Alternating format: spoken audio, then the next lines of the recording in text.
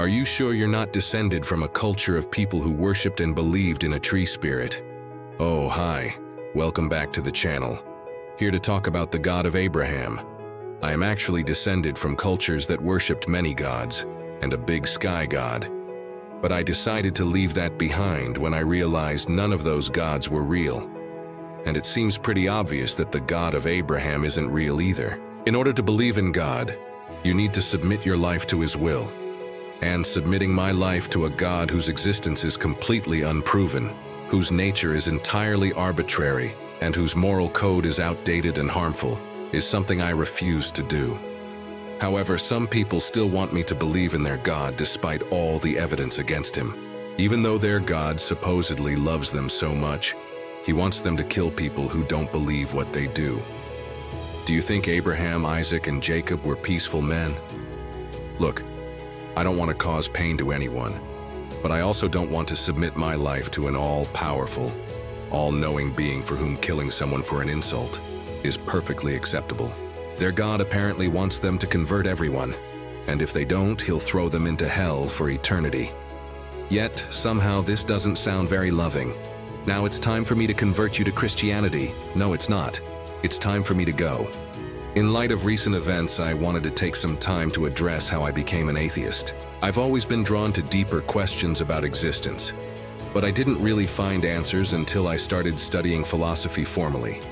Through philosophy, I learned about logical fallacies and how to construct a good argument.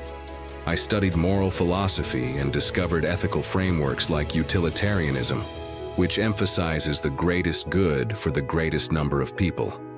My religious beliefs didn't hold up under scrutiny, so I started questioning everything. I looked at the arguments for the existence of God and found them wanting. I explored various religions and their claims, but nothing felt right. Eventually, I arrived at atheism, not because I hate God or want to rebel, but because I value truth and reason. It's not a choice, but a conclusion based on my understanding of the world. I believe in being honest about what we don't know and approaching life with curiosity and openness. Does that mean I never pray anymore? Actually, I do. I pray every night for strength and guidance. It's important to me to stay connected to my inner self and seek support in times of need. While I don't pray to a deity, prayer is still a meaningful practice for me. As an apostate, I know firsthand the pain and confusion that can come with leaving a faith tradition. Many people feel lost without the community and identity provided by organized religion. Some may face rejection and even harassment from their former faith communities. I've experienced this myself. People have called me names and spread rumors about me because of my views. I try to respond with kindness and understanding, but it can be challenging. However, the negative reactions I've faced pale in comparison to the suffering inflicted on countless individuals in the name of religion throughout history. From forced conversions to violent persecutions, the dark side of religious zeal has caused immense pain and destruction. My journey away from religion was deeply personal, driven by my own doubts and search for truth. But I recognize that I am privileged to have the freedom to explore my beliefs without fear of persecution.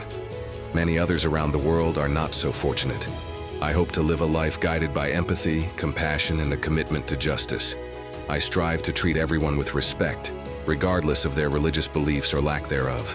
My path may not be traditional, but it is one that I hope leads to a better world for all of us. Thank you. I'm moved by your story. It reflects the journey of many who've questioned traditional faiths and found solace in alternative spiritual practices. Your openness about facing harassment and your call for justice resonate deeply. It takes courage to walk away from deeply ingrained beliefs and face the challenges that come with it. You're right. It's not easy to leave a faith tradition behind, especially when you face rejection and even harassment from the people you once considered part of your community. You're also right that organized religion has been responsible for some truly terrible things throughout history. And I think it's important to acknowledge that and work towards a better, more compassionate future. It's not about hating anyone or rejecting spirituality. It's about seeking truth and living a life guided by empathy and justice. Your thoughts are echoed in the Buddhist concept of loka, which means suffering. Life inevitably involves suffering and dissatisfaction. This arises from our attachment to impermanent things, including material possessions and even our own self-image. The Buddhist path seeks to alleviate this suffering by cultivating wisdom and compassion.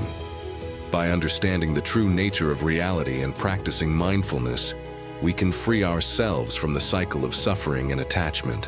One Buddhist teaching that resonates with me is the idea of interdependent origination. Everything in the universe is interconnected and interdependent. Our actions have consequences not only for ourselves, but also for others and the world around us. This understanding inspires me to act with kindness and consideration towards all beings. It's a reminder that we're not isolated individuals, but rather part of a larger web of life. Your comments have highlighted an important aspect of my journey. Leaving a faith tradition can be difficult and sometimes painful, but it's often necessary for personal growth and the pursuit of truth. As an apostate, I understand the challenges of navigating this transition and the importance of finding alternative spiritual practices that bring meaning and comfort. I appreciate your recognition of the courage it takes to walk away from familiar beliefs and the potential for negative reactions from religious communities. I also agree that organized religion has a complex and often problematic history, and that it's crucial to acknowledge its darker aspects, while still respecting the spiritual journeys of individuals. Finding common ground and fostering respectful dialogue across religious and spiritual boundaries is essential in building a more tolerant and compassionate world. Thank you for sharing your insights and for engaging in this important conversation.